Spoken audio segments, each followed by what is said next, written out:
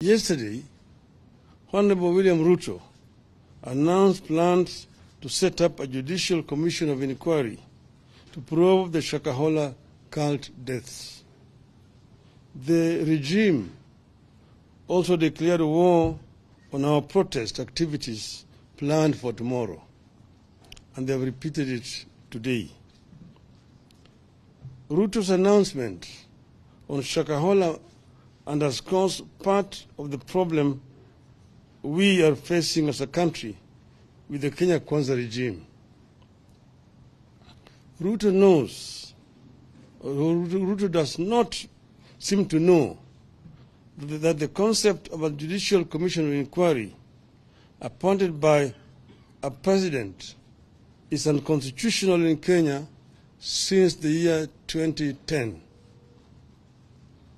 Under the 2010 Constitution and its entrenchment of separation of powers, the exercise of judicial power is only as provided under Article 1 and Chapter 10, which provides as follows, and I quote, 1.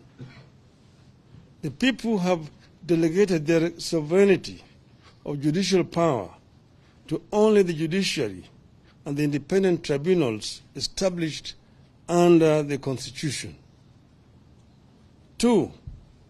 Only Parliament can establish a subordinate court or an independent tribunal through an Act of Parliament.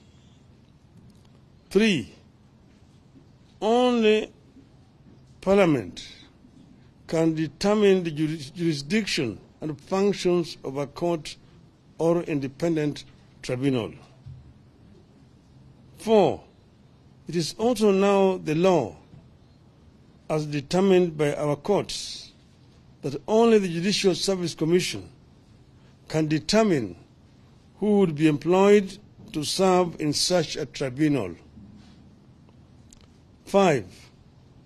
Indeed, Section 13 of the Commissions of Inquiry Act is very clear that an inquiry shall be deemed to be a judicial proceeding.